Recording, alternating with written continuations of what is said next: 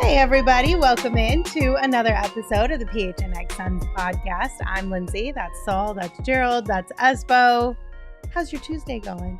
I couldn't remember what day of the week it was at the beginning of the show. That's why I had an awkward pause there. I was just going to thank you for informing me it was Tuesday. I had no idea. I didn't either. That's why it took me a minute. I was like, what is today actually? It's just been a busy day. Just a normal Tuesday. Yeah. Normal Tuesday afternoon. Well, we're happy to have you guys here with us. We're going to talk a lot of money today. A lot of money. Mm-hmm. But before we get into that, we got some beef. Yeah. Draymond and Nurk are fighting again, you guys, on the internet. So Draymond went out and said, quote, "The Suns have no big man. KD is the Suns' big man. They got no big man." And then Nurk came out and decided to say, "I see that brother still needs help. Still crying about KD. He don't like #Dre over." Hey, it's nice to finally see Yusuf Nurkic dunk on somebody. Come on. Come on.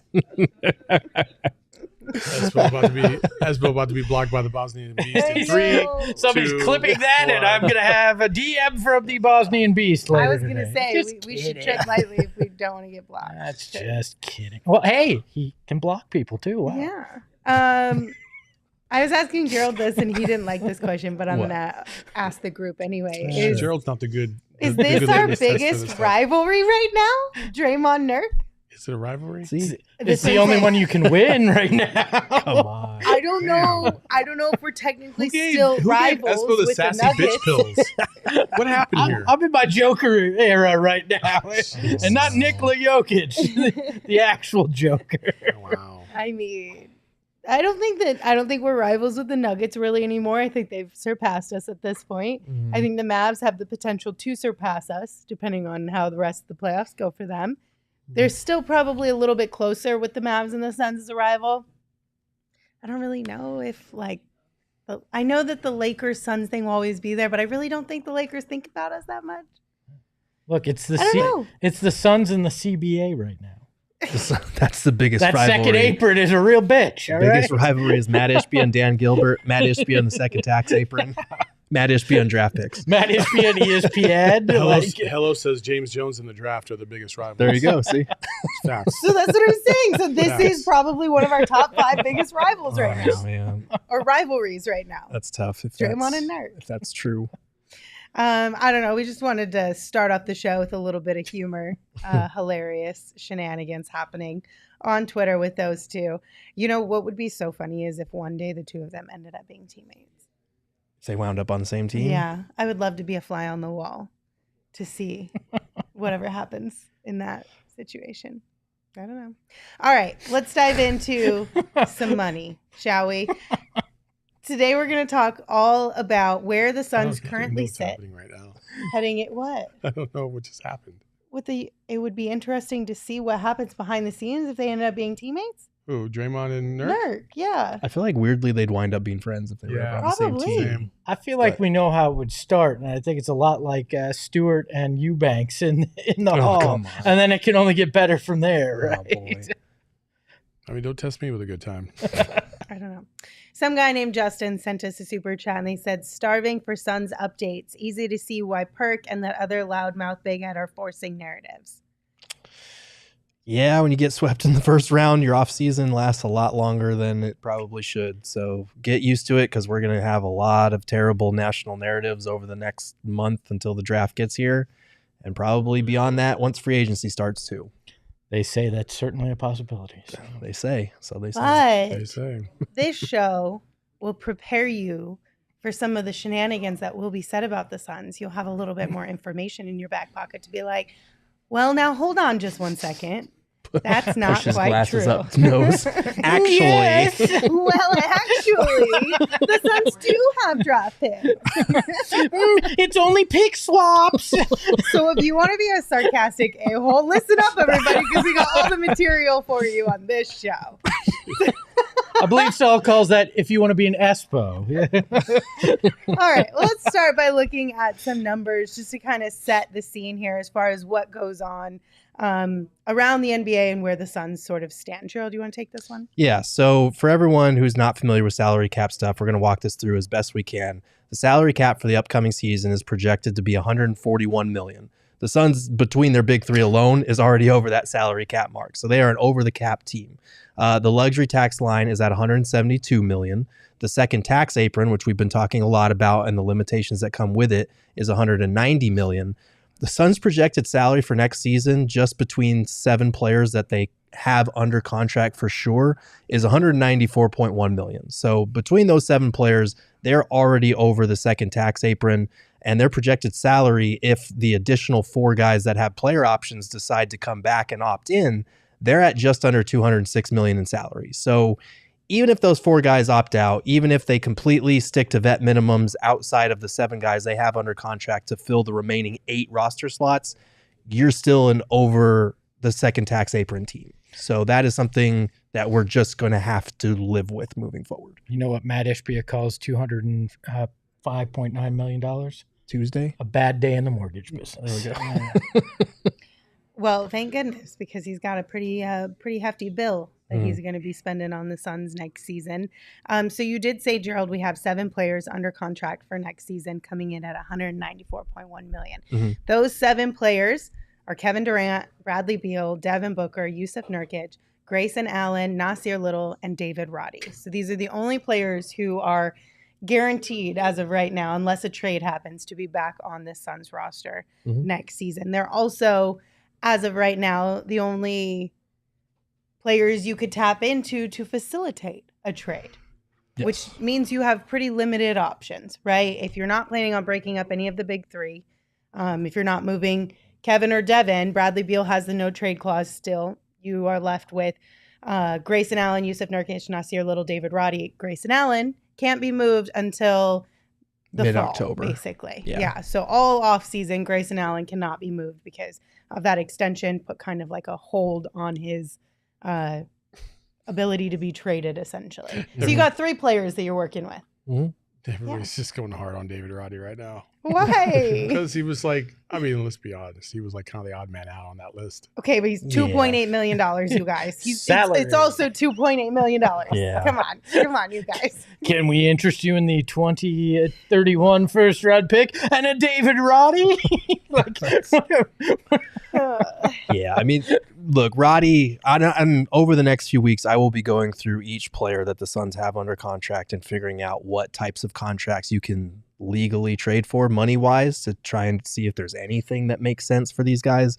Roddy's the tough one because it's basically a vet minimum deal, and he doesn't have a lot of value. He's a young guy that they added to kind of say that they have a young guy, and maybe we'll see more of him next season, but more than likely not. I think he will be the star of the G League Shazams. I think David Roddy is destined for a date with that G League roster at some point.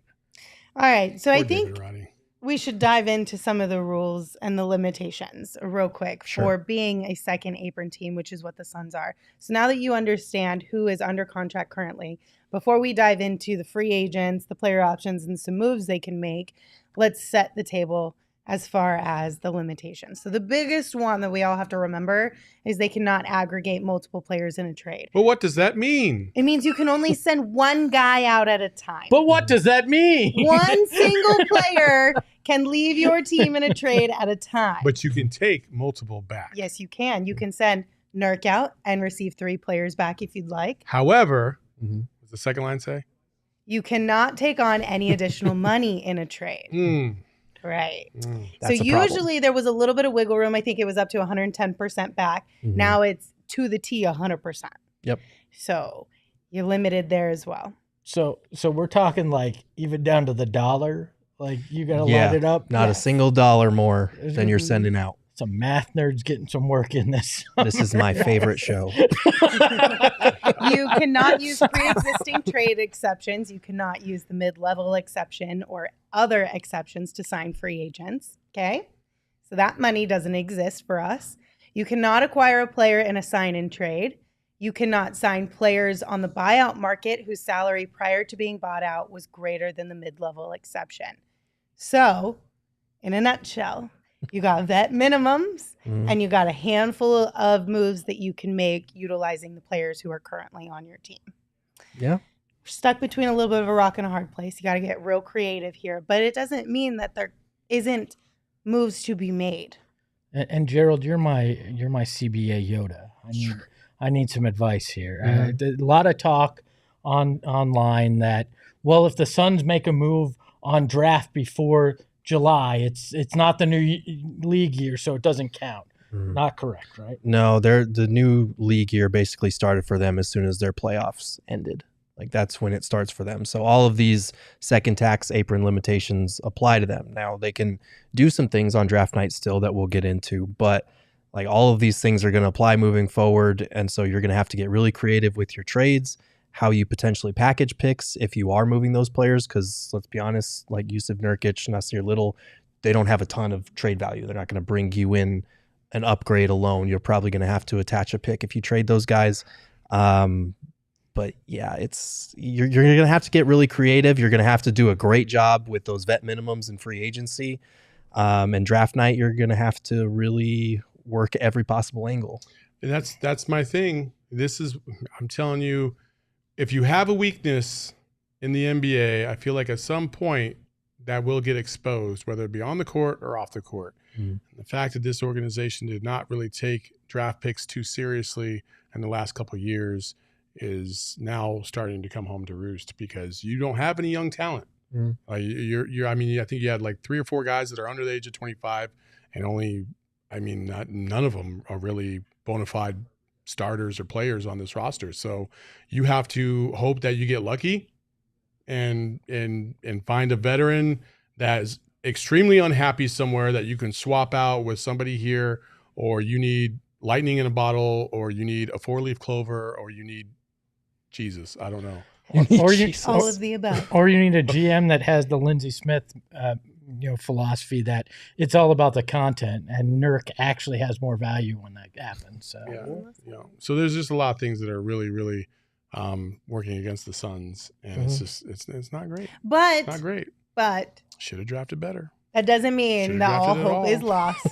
There are some ways the Suns can still maneuver some things and get better, right? We're going to dive into a few of those options here. But just as a heads up, if you are more of a I need to read it, I need to see the words on paper, Gerald has a ton of great articles and information over at gophnx.com, and we'll continue to put out more, including some diehard level content as well, which means you have to be a diehard in order to access said content. And if you want to become a diehard, you can do that over at gophnx.com. Not only does it get you access to the diehard level content, but you also get 20% off all events. You get 20% off all merch.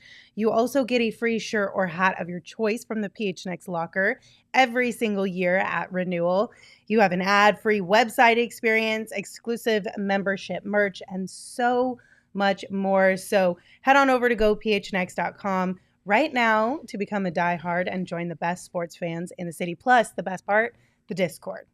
The Discord is the best part, in my opinion. Also, if you want to get in on playoff betting, might I recommend our friends over at the BetMGM Sportsbook app. They've got a lot of cool stuff going on around the NBA playoffs, as well as Major League Baseball right now. Every weekend, Friday and Saturday and Sunday through the MLB season, they have introduced their Grand Slam Jackpot. It's a weekly bet and get promotion. All you got to do is place a $10 or more wager on any player to hit a home run every weekend. And if the player hits a Grand Slam on that day, you can win the $50,000 daily prize or a share of the prize with every other winning bettor. I absolutely love BetMGM's prop bets, and I love their pre-built same game parlays because I feel like it's a nice launching point. You can just kind of tweak it a little bit based on the vibes you're feeling for that night's game. And right now they want to hook you up when you sign up using the bonus code PHNX. So sign up for BetMGM using the code PHNX. Place your first BetMGM Sportsbook wager through the BetMGM Sportsbook mobile app of at least $10, and you will receive up to $1,500 in bonus bets if the bet loses. You can check out the show notes for full details. And now you can listen to Shane talk about the disclaimer. Bonus bets expire in 7 days. One new customer offer only. Gambling problem? Call 1-800-GAMBLER. Available in the U.S. Call 877-8-HOPE-NY, 467-369 New York. Call 1-800-327-5050 Massachusetts. 21 plus only. Please gamble responsibly. Call 1-800-NEXT-STEP Arizona. 1-800-BETS-OFF Iowa. 1-800-981-0023 Puerto Rico. First bet offer for new customers only. Subject to eligibility requirements. Bonus bets are non-withdrawable. In partnership with Kansas Crossing Casino and Hotel. See BetMGM.com for terms. U.S. promotional offers not available in New York, Nevada, North Carolina, Ontario, or Puerto Rico. Get stuffed, Ontario. I have a long-standing beef with schedule release days. Why? Because to me, it just feels like you're dropping Outlook invites onto a calendar. You already know who you're going to play. You're just finding out a date, right? Mm-hmm. But I've kind of changed my mind when it comes to the NFL this year because I've been using Game Time for a lot of my tickets, and I'm excited now that I can get the schedule and start to look at games that I want to go to and start checking out prices and seating, because I am super excited for Marvin Harrison Jr.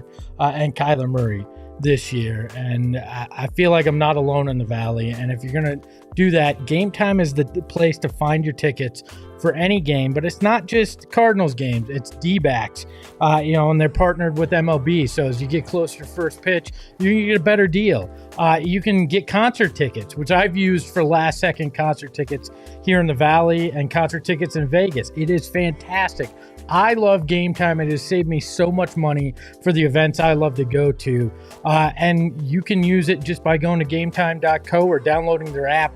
It is really, really easy. And like I said, as it gets closer to event time, you can save up to 60% off. But they also got flash deals and zone deals, and they also have all-in pricing. So the price you see is the price you're going to pay, which is really nice, because that's not how it is everywhere else. So what I want you to do is download the Game Time app and create an account and use that code PHNX for $20 off your first purchase. Terms apply. Again, create an account and redeem the code PHNX. I love that it says spell it out, but we already do that. PHNX for $20 off. Download Game Time today. Last minute tickets, lowest prices guaranteed. To be fair, Zach Gallen, every time he sees Jesse, he calls him Finks. Thanks. Finks. Yeah, That's kind of funny. My man Finks. All right, gentlemen, let's start talking about ways the Suns can make some moves this summer. We'll start with the free agents of the Phoenix Suns. We've got Royce O'Neal on this list. He's unrestricted, but we do own his bird rights. Bol is unrestricted. Thad Young, unrestricted. Isaiah Thomas, unrestricted. Udoka Azubuike, Saban Lee, Ish Wainwright. So they're not coming back. I just hate to break it to you.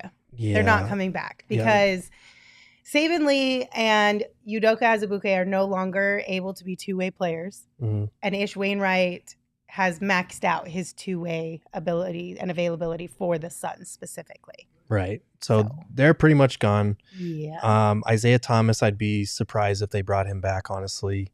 Thaddeus Young, I'd be surprised if he wanted to come back unless Mike Budenholzer called him personally and was like, we want you and we will actually play you this time.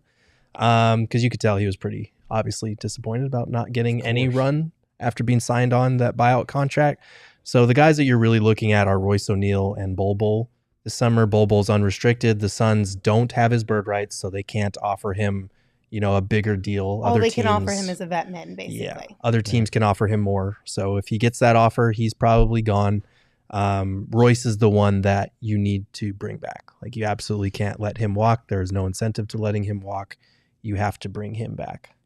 Do you think there's a chance, that Katie and Bol's relationship that they seem to build maybe is enough where he considers going one more year with the group? I mean, I get it. Money talks, and if you're getting a much bigger offer elsewhere, but we also know for certain players, environment is really important. And we saw Bol go through two teams pretty quick. Maybe comfort plays a part. Maybe. I mean, listen, we talked about it maybe being the reason why Bol kind of took a step forward this year. playing alongside guys like Kevin Durant and Devin Booker, specifically KD, though, who has been a huge influence on him wanting to be in the basketball space in the first place. I don't really think Bobo is going to go out and get a massive offer from anybody. It's going to be marginally higher. There's a lot of guys out there that are high on Bol though, especially after this year. I have a hard time seeing him coming back because I do think he's going to get a better offer somewhere else. It might not be a groundbreaking offer. If somebody offers him, I don't know, what's his vet minimum? It's going to be like 2-point-something million. So if somebody came through and was offering him like 4 or 5. Do you really think somebody's going to offer him 4 or 5? 4 or 5 doesn't seem unreasonable. It's not that much, honestly. Like a 2-year, $10 million deal just to see if you can make this guy like another level player. Like, why not? That's not the worst thing in the world. I think that's good money. To be honest with you. Somebody in the chat said he's going to get the Jock bag. And I mean, I love Jock, but Jock got $8 million for last year. So Bol's got, a lot more potential than Jock. So I could see it. Just selfishly, I'd love to see Bol in Mike Budenholzer's 5-out offense and what you could run with him and the different things that could come up in that bench unit with him. So yeah, he's my biggest question mark because what are the other offers going to look like? Are they going to be substantially more? Because if so, at a certain point, you can't turn down that type of pay raise. And also, like, as much as he enjoys playing with KD and has idolized KD, a lot of what happened in terms of his ability to go out there and show out was a part of the system that was developed for him, like internally. Like David Fizdale was a guy that he was really close to, obviously no longer there anymore. And I know people were down on Frank Vogel throughout the season for not playing him in the playoffs, but a lot of what that coaching staff did, that coaching staff isn't here anymore. So that could play into it for all we know. I hope he stays. I'm going to be so sad if Bol leaves. I get it, but I'm going to be sad. I just want to go back to this for a second. Mm-hmm. I've been kind of hard on the front office because I feel like the disjointedness starts there with this organization, because this is now 2 years in a row where we've signed where we've acquired guys on the buyout market and not really utilized them in down the stretch or even in the playoffs. You look at Thad Young last year, it was Ross. TJ was part of the trade, but he also did not get used very much. I just don't understand, like, why even do it? Why even do it if the coach isn't going to play him? Like, do you guys not have these discussions? Do you not think about these things? Or is this not you? Especially for guys that have been in the league for so long, you got tape on them. You know what they do in these games. They're not going to catch you off guard. Are they coming through just shouting off freaking expletives and calling people names, and then they just ruin their, like, I just don't get it. This locker room could have used that. That would have been a bonus. I don't understand it. I mean, it's probably just more comfortable in your ways at that point, not wanting to throw an entire new. But there's just like when you're trying to attract free agents, like regular free agents, high dollar free agents, there's also something to be said about having the respect for veterans who are going to be relocating to give your franchise the best opportunity to win a championship possible. And that's what they think they're getting when they sign with you. And then you bring them in and you shit on them. Like, what is that? Like, that doesn't make any sense. And that's 2 years in a row. And because of that, that's why I keep going back to the front office, because it's not just Monty and it's not just Frank Vogel, but like if JJ is bringing guys in here that the coaches are not signing off on, then why do it in the first place? Yeah, it speaks to that disconnect that we've been talking about. It feels like they weren't necessarily on the same page. And maybe, one time when it happens, you're like, okay, they brought in a guy they thought could help. Maybe Monty and the team realized in watching them practice or whatever, they weren't a good fit or whatever. But then when it happens the next year with a different coach, different player, then you're kind of like, okay, how much communication is going on in terms of, hey, Frank, do you like this guy? Would this guy actually play if we got him? Or are we going to stick with Drew Eubanks in that spot? Like, that type of conversation, I don't know the extent of it. I also think, like, the IT thing, right? I know there's so many people out there that are like, oh, IT could have helped. First of all, I'll go on the record for myself and say there's no fucking way he would have helped. But I will say it would have been nice to see him just a couple minutes here and there, play with Book, Beal, KD, give him a few minutes here and there, just because you just never know, and you're never going to find out until you see it. And if he gets run over in those first couple minutes, then fine, just never play him again. But they never put him in. They put him in the last couple minutes of blowout games that were meaningless. And it just, again, the respect factor for this means something. And these players look at it and they realize, like, well, maybe if I'm a free agent next year and I saw what they just did to Thad Young, I saw what they just did to Terrence Ross, maybe this ain't the place I want to go because they're not going to utilize me and I want to play. Mm-hmm. Yeah. I mean, that's a very real possibility that people will start to look at the Suns in that way. Hopefully, we've got a few more years before it turns completely sour from a free agent perspective. Eric Ripley says it perfect. There is no bigger disrespect than to have to be benched behind Drew Eubanks. I'm sorry, Drew. We'll dive into Drew here in just a little bit, but let's go back to this free agent list here. So basically, everybody on this list is gone unless they're coming back on a vet minimum, except Royce O'Neal. So Royce O'Neal is one of the players that the Suns need to re-sign this year. Regardless of how you feel about him from a basketball perspective, the Suns need to bring Royce O'Neal back because they have his bird rights, which means they are able to give him more than the vet min. Not only is that important because it sets them up, one, it brings back an additional free agent this year, but it sets them up for some potential movement later on if they wanted to, okay? When Royce O'Neal gets signed, he'll likely have that same situation with Grayson Allen where for a certain period of time he can't be moved. But you get closer to the trade deadline, or if you overpay a little bit, Gerald, you could go more into this, you have some flexibility to use him as an asset now, which we have very few of. Yes. Like so as a second tax apron team, again, like you don't have the MLE to sign guys for more than the vet minimum. You have no exceptions. All you have are veteran minimum deals. You are not going to replace what Royce O'Neal brought you with a vet minimum contract on the open market. There's just no way. Even if you're down on Royce because he wasn't great in the playoffs, during the regular season, he had their best on-court net rating. And when he was off the court, the Suns posted the worst net rating out of any player on the roster. So like he was good. He fit in on both ends right away. And he is a rotation level piece, which you are not, as we learned last year in veteran minimum deals, is not always guaranteed with the guys that you sign, even if you think you're getting them at a discount. So just like with Grayson, you need to re-sign him, not only because you're not going to replace what he does with vet minimums, but because you need to keep your trade flexibility. Like remember, as a second tax apron team, you cannot take additional money back that you're sending out, and you can't aggregate or combine player salaries as part of a trade anymore. So basically, you're looking at a situation where you have to trade Yusuf Nurkic's like $18.1 million for a salary that's slightly lesser than that. Grayson Allen, when he's trade eligible in mid-October, it's $15.6 million or slightly lesser than that. So if you see Royce O'Neal this summer get a contract extension that's like 3 years, $42 million, and you're like, why are they paying him so much money? Well, it's because A, Royce O'Neal has all the leverage knowing that the Suns need him back because they can't replace him otherwise. And B, that is just slightly above the $12.9 million mid-level exception for non-tax paying teams. So that gives the Suns the flexibility down the line. If there's another guy that gets signed to an MLE or somewhere in that salary range, Royce O'Neal's contract is slightly above it, which means they can trade Royce for those players. It gives you more trade flexibility. It doesn't mean you even have to trade him, but it gives you more options moving forward because right now you've only got 3 or 4 guys that are like tradable contracts unless you are trading one of the big 3, which as we've discussed is really hard to do. Is there a cap on what they can spend on a guy that they have the bird rights on?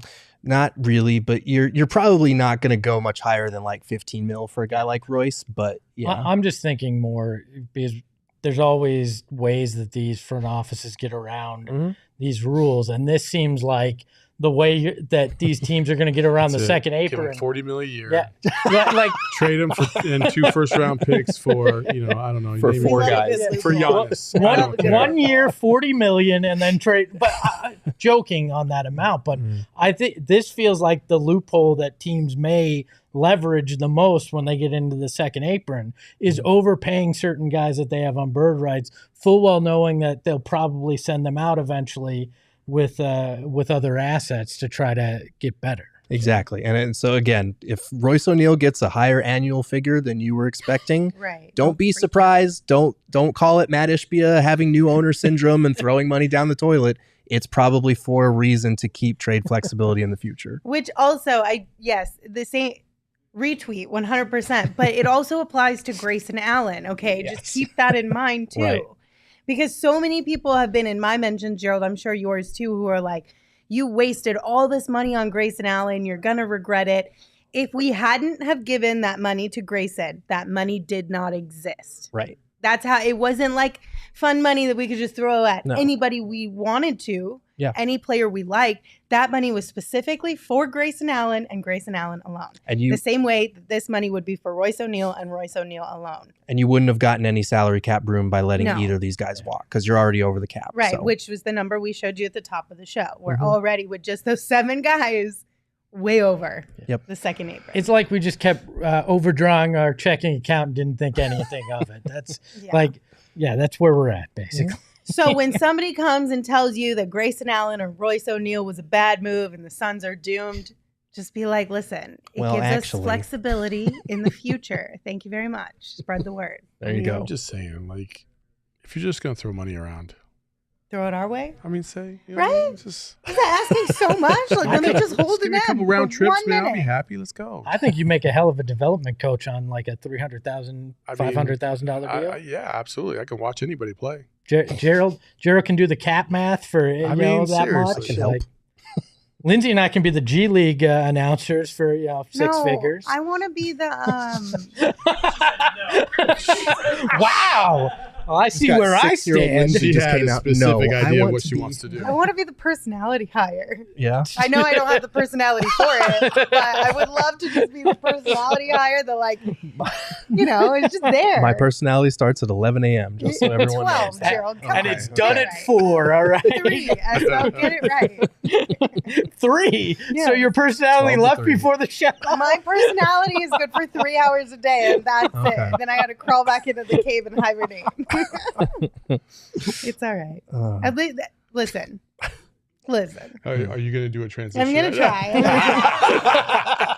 now you ruined it. I don't want to do it. I am the transition stunner. It's too much pressure now. So I'm just going to tell you about our friends over at Circle K and their Inner Circle program. It is a new free membership program and Circle K wants to save you some money. First and foremost, you're going to save 25 cents per gallon on your first 5 fill-ups.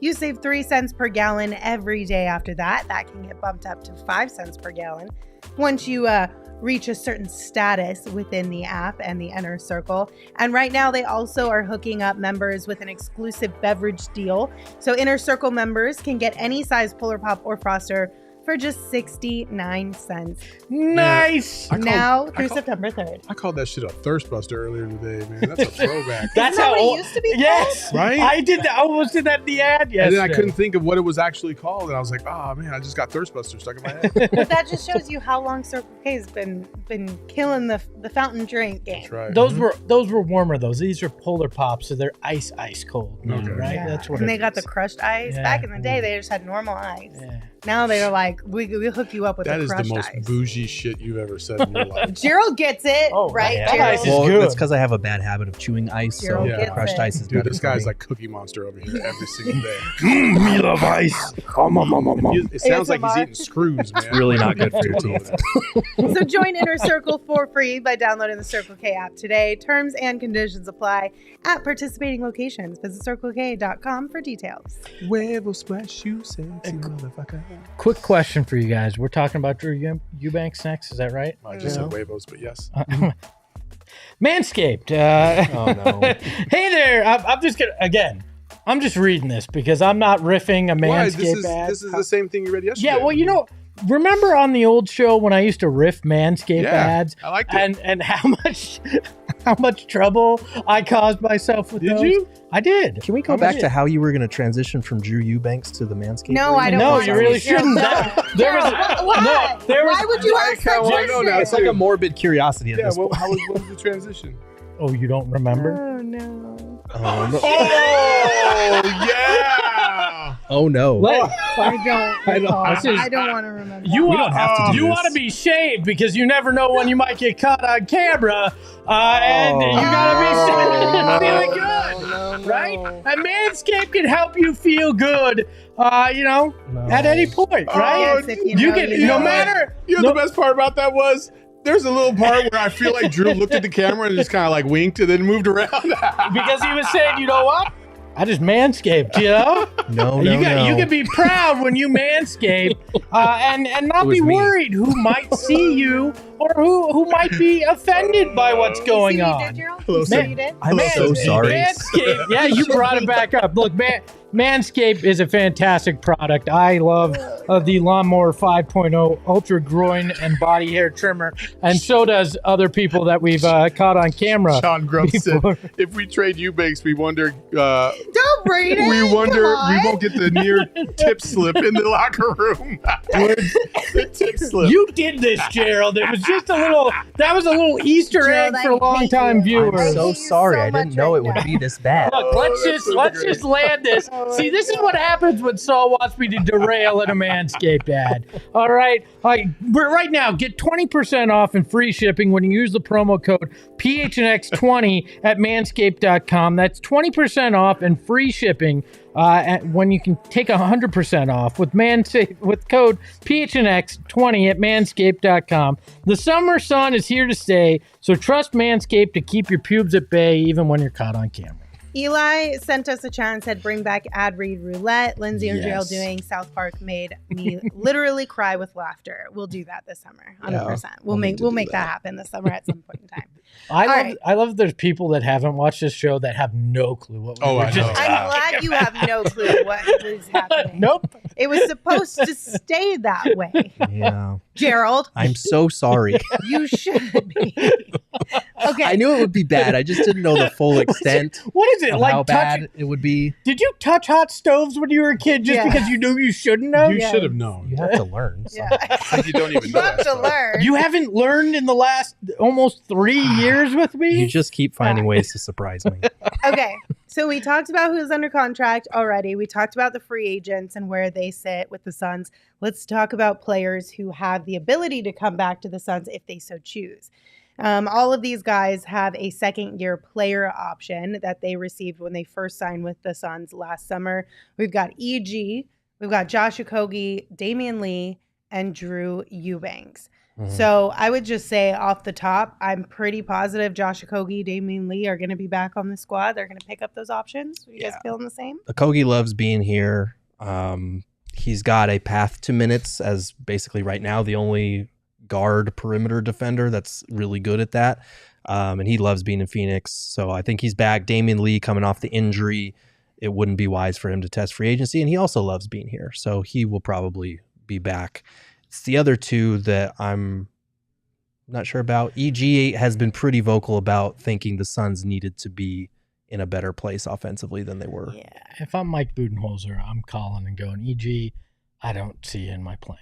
Like what we saw, and I no disrespect, Eric Gordon had a fantastic career, but what we saw last year from him was complete inconsistency, and I don't want to roll into another season relying on him suddenly figuring out how to be that guy again, right? And I get it. It's his option. If he decides Phoenix where he wants to be, you make the best of it.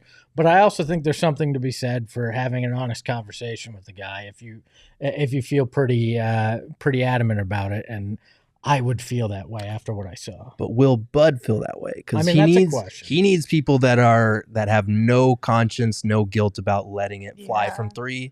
True. That's definitely EG, and he was one of the few guys on the roster that fit that. And although he was consistent, he still shot 38% from three on about 6 attempts per game. So I get it. Like I get that you don't want EG that high up in the rotation, but I do think I wouldn't be opposed to having him still on the roster if he's, more of a break glass in case of emergency type option. That's fair. I don't want him to be that first. A lot of times he was that first guard coming off the bench as he's going to be the offensive option with that second unit. And I don't think you can go into next year and have that be the case. Charles brings up a good point too. Said his minutes and role was inconsistent as That's well. I fair. mean, they did deal with a lot of him in out because all the injuries and things that we had to manage over the season. Hopefully, fingers crossed, Mhm. we don't have to deal with that as much this upcoming season. Go ahead. No, Okay. I was just gonna say I kind of hope Damian Lee might be that guy to be that Mhm. have no conscience in shooting threes. We saw what he did at the beginning of the previous season. I mean, he could step in that role potentially. I'm kind of on the same page as you. I'm kind of ready for Eric to go on to Jump past his way out of here. to go Someone in the chat somewhere room. else. Yeah, basically. I'm gonna miss Hello? those jump passes. Yeah. Now about Eric Gordon, I kind of want him to stay. Mm. So, Eric, Damn. the producer. Damn. Nobody got Oh, except for us I two. just got it. I though. didn't get it at first. I don't want you to go, Eric. Poor Let me white be very noise. clear. Yeah. That's brutal. Now, listen, EG was frustrating to watch at times. He certainly can hit the outside shot, but I didn't feel like he hit it as consistently as we needed it to, especially when we needed a shot. Like I felt like there was too many times where like we needed a three. We needed somebody to drop a three, and he'd be the one that would be wide open, brick. And then he would follow it up by a drive to the basket where he would get swatted into the 29th row. So I wasn't a fan of that, but as like a end of the bench kind of guy, I'm okay with that. I'm okay with him coming back and being like 8th, 9th guy on the rotation. Cool, that's fine, but just not somebody that you have to rely on consistently. You want to hear a funny Eric Gordon playoff stat from that first round sweep? Yes. He shot 32% overall and 41% from three. Yeah, that's How what is that even that's what possible? happens when you miss like 30 layups in 4 games. Like, Ask use of Nurkic. Oh man, Bless. we're just Blocked. throwing shots at so many Suns Blocked. today. I don't want to get blocked. Oh, you're I gonna don't get want to be blocked. lumped into I'm gonna- that one. Just remember, it wasn't me. I like Yeah. his tweets. I'm I going to think tweet they're from your funny. account.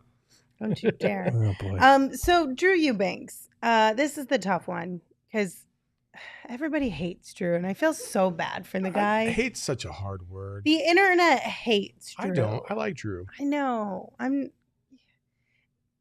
This is a bummer. I feel bad for the guy. I mean, he can sob into his $2.8 million. Like, Listen, I did think that Drew got far too much of the blame Yes. in some of these games down the stretch. I understand that he was a liability from time to time. I get that, but my God, you would have thought that he is the single-handed reason why the Suns just fell apart all the time. Like that's not exactly what it was. He needed to be better. He wasn't as consistent as he should have been defensively. He just like lost his bearings. It felt like he was just out of place a lot. So I get why people are hard on him. I don't hate him. mhm, I don't hate anybody, yeah. That's a lie. but I don't really want him back. Well, there is Damn. there is one person I'm not. I'm sitting right here. No, not even you could top this person. But thankfully, we traded him last year. So. I don't mind Drew Eubanks if he's your third.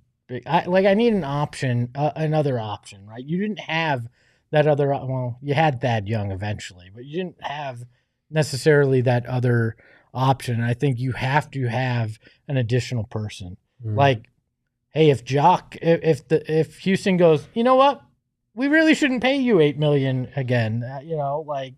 Then.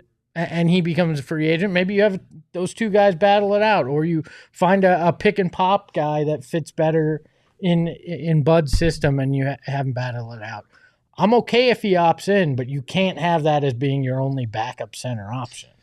I'll be honest. Like, I think it was between Drew and Keita Bates-Diop that I was the most off on thinking they would come in and be able to have a positive impact for the Suns. And KBD, they traded him at the deadline, so he kind of went out the window there. But like Drew, watching his film from Portland, he looked like a different player than he was here in Phoenix. And maybe that's because he had been in Portland for the majority of his career. He had gotten comfortable there. He knew the system. Coming here, bunch of new teammates, new coaching staff, all new stuff in that regard. But like watching his Portland film, he was the guy that was like physical, aggressive, get in your face, dunk on you, block your shit. Wasn't he the one that they called a red ass? A red ass, yeah. The Portland Yeah. podcaster that we had on, Danny Meringue, he called him a red ass. And we didn't see as much of that here because it felt like a lot of the season he was trying to get his bearings. So I am curious, like, okay, maybe more familiarity with his teammates might help next season. Maybe Bud will be able to optimize him better offensively. But it is a situation where you need to upgrade your center rotation, like in general. I felt like Drew was a victim of the coaching staff not really understanding that you can't coach everybody the same way. And sometimes, and I'm not saying Drew is dumb by any stretch of the imagination, but I am saying that they could have simplified things a little bit more because it looked like from time to time he was overthinking out there. He was hesitating when he was supposed to be going, maybe to go set a screen or getting away from the ball. He was in between. And I feel like that's where, we saw KD get frustrated with him in games. Like, I just feel like he just was lost from time to time. And that's clearly not only on the player, but it's also on the coaching staff to make sure that, they have simplified this enough to understand, like, listen, when the light turns green, you go. And I don't think that they really did that in multiple facets, not only just with him, but with other players. That's why you had so much confusion. That's why I was not a big fan of this coaching staff. And I know people will sit there and be like, well, look at this breakdown. The plays are there. Well, they're not fucking making them. You know why? Because they don't fucking half the time they don't know where they're supposed to be. So if it looks like it's working out, great. That was fucking luck half the time. So I don't even want to hear it. What does a rim rolling big need, though? A rim rolling big, he needs someone to set him up. Yeah, and I kind of wonder if that's part of what, in part, because, again, mismatched parts in a lot of ways. And if his strength is rolling to the rim and dunking it, and you don't have a guy that can be a pick and roll partner really in that second unit, and at times you run an Eric Gordon as his point guard, like, that doesn't excuse everything, but I feel like that could be part of why it wasn't maximized in what he did and why he kind of lost his way in his aggressiveness at times, in particular offensively. Which is why if Eubanks is back, because he does have the player option, he does have the ability to opt back in. If he is back, you do need to address that backup point guard spot because Drew Eubanks strikes me as maybe the most important guy on that second unit, that if he's out there, you need somebody to keep him organized offensively and make his life easier. I do think, like, even when Book and Beal were out there with him, though, and KD, like, the pick and roll chemistry just wasn't there. And if you can't develop it with those three guys, a backup point guard, good luck with that. Yeah. So it's going to have to be better in all facets next year. But it definitely looks like Drew is already weighing his options. He spoke with Dwayne Rankin of AZ Central and said, quote, the full organization wants me back next year, and I want to be a Phoenix Sun next year. I like to imagine that in those post-player interviews, he just went around, the postseason interviews, and just went around to everybody in the organization. Do you want me back? Yes? Okay. Thank you. Like, the full organization, everybody in the whole building wants me back. Thank you. Check. Just keeping a running tally. That would be so funny. Eddie Johnson wants me back. Check. All right. That's why it took so long for this interview to come out. He had to check with every individual player. He won't be back if he searches his name on Twitter, according to Anonymous X, which is very true. Don't do it, Drew. I know, Don't do it. It's thing. brutal out there. Yeah. Can we see the super chats? Because I feel like there's a couple about Drew that we'll just Barry sent us one and said, any chance Nurk is traded, Eubanks gone? Eubanks is probably coming back, if we're being completely honest. Always with a you. chance. If we're to believe that article, he's probably gone, or Eubanks is back. Nurkic, I mean, you could trade him, but again, your options are going to be limited. So You have to get creative on that one. I mean, he's probably the one guy that if you're going to try to package those two picks for something bigger, that you're going to have to go with just because of the number. Yeah, it's Nurk at 18, Nasir Little at like just under 7, David Roddy at like 2.8. Go to Tech Review said, who is disliked more, Shamit or Eubanks? Saul. Depends on who you ask, I think. I feel like it has to be Shamit. There's no universe where Drew Eubanks is catching nearly as much smoke as Landry Shamet. I don't know, man. 4 years, $40 million, and you got me 40 points in your entire career? Man, I'm not trying to hear it. He had a game where he almost had 40 points. He had 2 games where he had 30 points. The rest of it... But we lost a In the second-round shitter. draft pick, Saul. Huh? with Drew. Yeah, they would have just flushed that down the toilet Yeah. anyway. It's true. But it does get brought up a lot. It does. James would be like, "You want this? Because I'm not going to use it." I mean, that's Yeah. why they tampered. They were That's like, exactly "Yeah, I'm why not they did using it anyway." Barry sent us one and they said EG was just out there for cardio in 3 playoffs. Have you seen him run? I don't think it was Yeah. that. Did He you was miss it when okay Saul in, did like, the full body reenactment? the full body workout.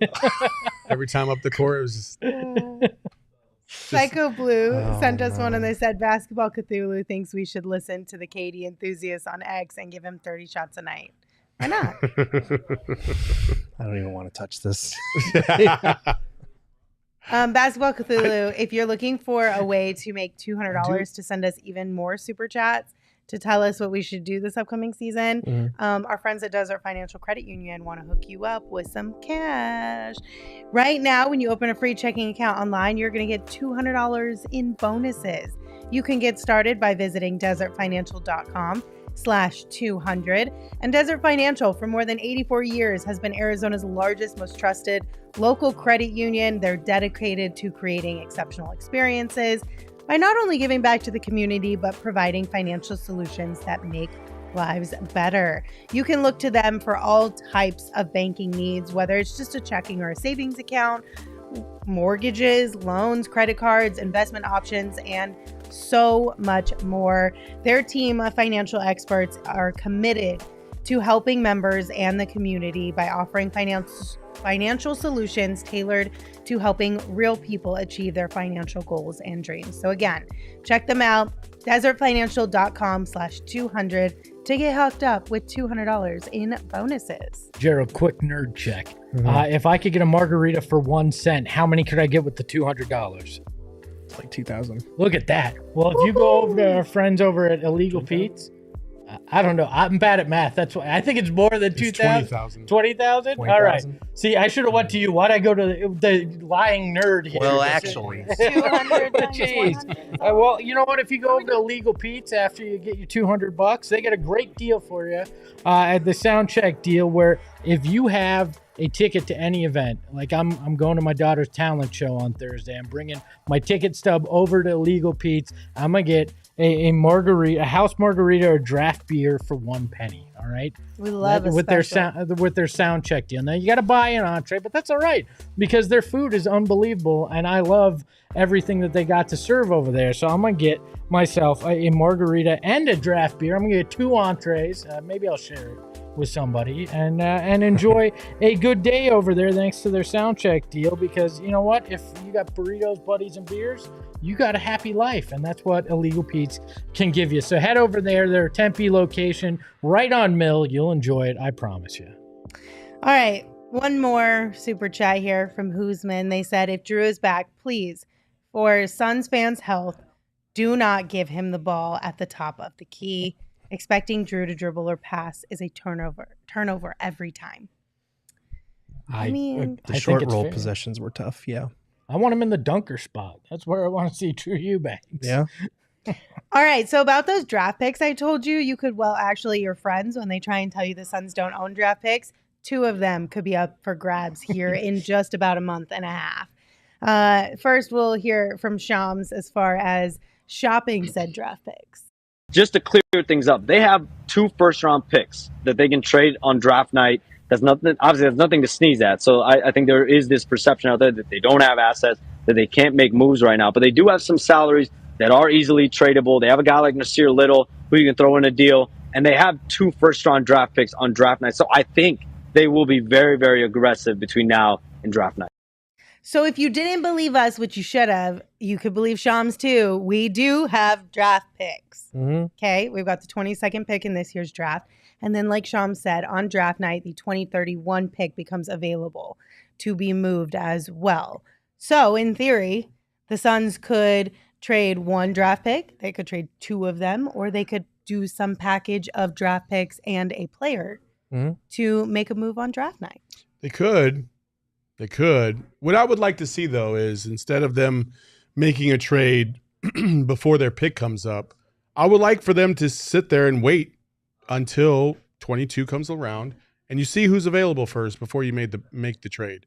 Because I guess I draft, younger players, more athletic players at this point more than James Jones does, because I'm looking at the rest of the league and I do not like what I see. Outside of Denver, it just feels like everybody else is pretty young, athletic, bigger, stronger. And I mean, when you look at I don't like it. OKC, I know. they're babies I compared to know. our team. I know. I think their whole roster is 19 years old. It's crazy. Yeah. It's crazy. None of them can even legally drink. I mean, do you trust the guys, I guess, sitting in the seat to make a quality draft pick? I think you got to weigh that too, right? No, I don't think he can, because Yeah. he's proven that he doesn't value it enough to really pay attention. Yeah, I mean, straight up, like, you got Cam Johnson right. Cool. After that, I mean, that's the problem. They got Tumani right. They just had to trade him. do we after really that. know though? Because he played in Portland. Like, if He's here, going to be he a was player. good. He'll He be was a good good. player. But my point being, if he was here, he wouldn't have gotten massive minutes like that in all likelihood. So he wouldn't maybe have been that same guy, at least in year one here. I think it depends on what you are as a front office down prioritizing, because I do think there's something to be said for a lot of the teams that are currently contenders. It's not just like an OKC that's like everybody's super young. It's other teams too that have a mix of established talent and young guys that they're able to get their feet wet a little bit, give them some playoff experience.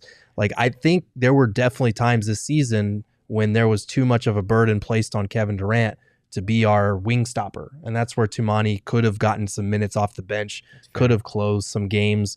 Hell, going into the season, we were talking about him logging some small ball 5 minutes too. Like, that would have given us an alternative in some of those instances where it was like, well, here you go, KD, guard DeMontis Sabonis for this entire fourth quarter. So I do think, and that's the thing with this team and this number 22 pick is like, you look at the point guard spot, obviously a lot of people want them to draft a point guard that can be groomed for like the future, the long haul. You look at the wing, they definitely need some wing stoppers. They need wing depth. And you look at the center spot, they need somebody that can give us an alternative to what we have now in the center spot. Like, you have needs at all three positions and you have a pick near the top 20.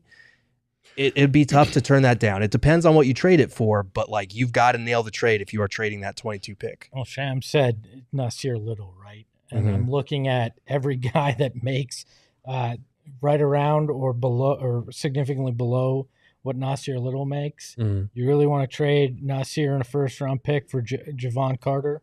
Do you really want to trade him for our favorite Jalen Smith? Like, I'm looking at guys that are realistic. What about a Torrey Craig? Oh my God. You know, like you look at it and okay, maybe a Nick. I don't like you right know, now. Big ass Richards, smile on her Richards face. from Charlotte. You know, like maybe, but you're not talking about talent that feels like you should give up a first round pick for. Now, you know, if we get into the Nurk range, maybe there is, you know, one or two guys that pique your interest, but like, if we're talking us here, I'd rather just keep the pick and try to find talent, like you're saying. Was that second round pick that we sacrificed for you, Banks? Was that for this year? Yes. Yeah. Okay, so that one hurts too, and I'll explain to you why. Because there's been a lot of people that have talked about Bronny. Okay, and I get it. Like, he had a phenomenal combine. Like, he shot lights out at the combine. He was playing very, very well. He looks polished for his age. Like, I will say that, but I don't think he's a first round talent. If you take him with a first round pick, you're basically saying you're stashing him away for years to come, or you're hoping that you're going to be able to use him as a chip to lure LeBron here. That's the only reason why you take him. But that second round pick, if he was in the draft, being who he is, I would definitely take a flyer on him. But again, you have to value the draft in order to put yourself in those positions. And this franchise has not done that. They traded 4 second-round picks last year. And it just, when are you going to realize that the league will pass you by if you continue to just go after old vets time after time again? And that's what you tried to do this year, thinking that you were going to outsmart everybody. And listen, I wish I could go back to the day we talked about free agents and vet minimums, and we had like 4 or 5 that dropped in the first hour, and we were all excited about it. I feel so fucking stupid about that right now. I wish I could just delete that from my memory. It was the worst thing I've ever you did to us. overreacted to in my life. We can delete it from YouTube if you'd like. Yeah, I wish we would. Did you see the report, anybody on Bronny today and why a team might take him in the late first round or The whole early thing second. about packing G League houses? Yeah, No. like, that's yeah, stupid. I think it was Windhorst had the report that teams might be considering taking Bronny because they know we'll spend time in the G League, and that will help them sell out G League arenas.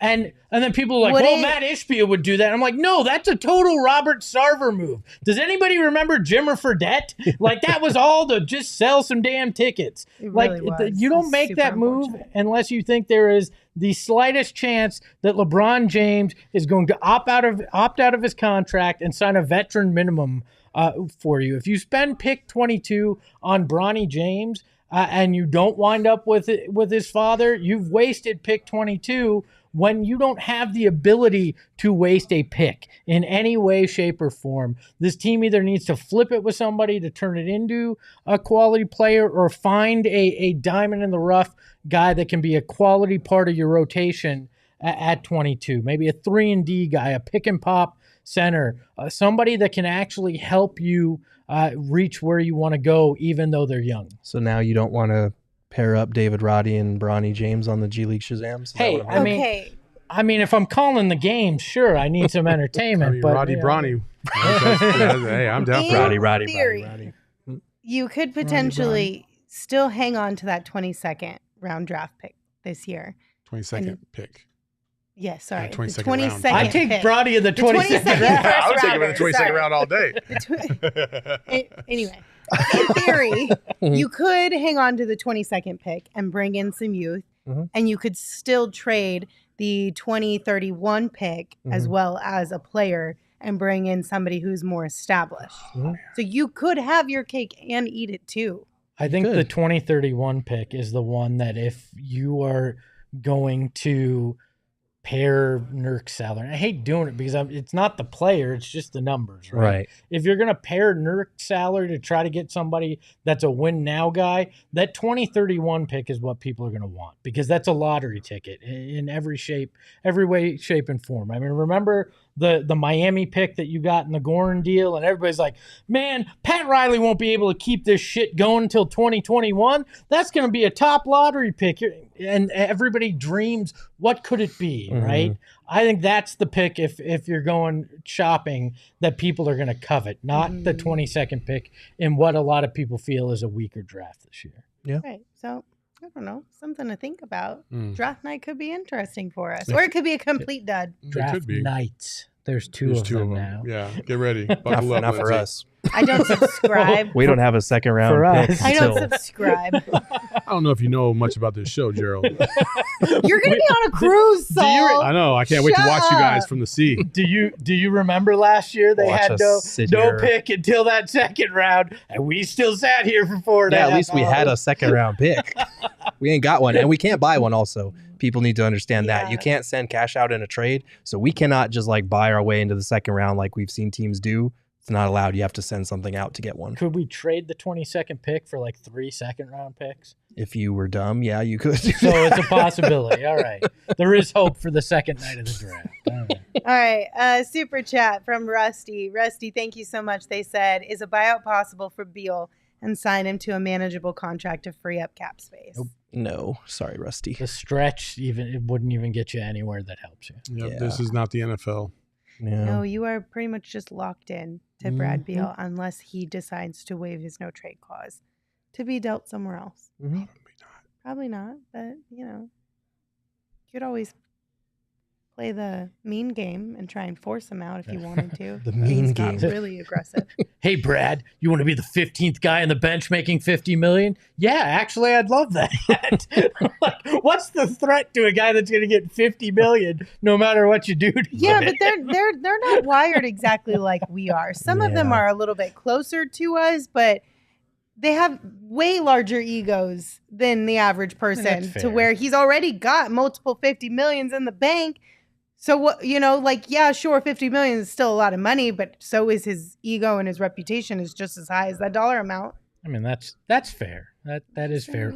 By the way, Tommy, no, as Gerald said, they can't buy second round picks. That's another thing that the apron has taken away from you. So. Yeah, that's what I was speaking to. Like you can't send cash out on a trade, and technically, if you're buying a second round pick, that is the trade cash for a second rounder. So that one is out. If you're getting a second rounder, it's because it's a throw in as part of a deal for like Nas and a first somewhere else, or Nurk and a pick somewhere else. Whatever. Can you trade a lower mortgage rate for second round picks? Under the we'll table. knock a few points off that if you send a second. Under the table. Damn it. Okay, hope y'all feel better about the way that the offseason is going to pan out then, now that we've gone through everything. Is that your South Park voice? No. Oh, I don't think anyone feels better. Hopefully, they feel clearer about what's going to happen. Hey, don't you feel great about what's to come? Way to sell the show, Lindsay. Hey, guys, just check out for the rest of the summer. There ain't a lot that they can do. It's going to be creative. It's all about finding your inner peace, accepting things as they are. And the loopholes. And all kinds of things. And the loopholes. We love it. man, I can't wait for summer league. Please sign our boy there to a $30 million a year contract so we can trade him. Royce O'Neal deserves 1 year, $30 million, so we can bring somebody else in. Come on. There's a possibility our summer league team doesn't have anybody on it. Oh, there's of a legit consequence. possibility. Well, we Does have David to Roddy have fill out minutes? the G League roster at Yeah, some we point, do. so that'll be the audition for that, right? Yeah, I guess so. But Can't wait. Can I abandon the Shazam's name and can we name them the Second Aprons? No, they'll be called the Aprons for sure. How The amazing! Aprons, Their that'd be fun. uniforms look like Yeah, aprons. I mean, I'm that'd be in. Yeah, I'm sold. Let's make this fun. I'm not mad at it. Okay. Any final thoughts? nope. Thanks I'm for good. making me feel so much better You're welcome. about what's to come. You're welcome. It's Thank May you all for 14th. being here. We appreciate you guys. Until we see you next time, be sure to hit that thumbs up button, like, subscribe, rate, review, Give us a subscribe. 5-star review. All those things. We're good on super chats, right, Eric? We got through them all? Okay, Mm-hmm. good. And give the show a follow on social at PHNX_Suns. You can also follow me at Lindsay Smith AZ. You can follow Saul at Saul_Bookman. You can follow Gerald at Gerald Bourget. And you can follow Espo at Espo. Espo, take us home. Hey, Darth Voida, I just messaged your boss. He knows that you're not working now. Ahoy, hoy! We all silly like the mayor.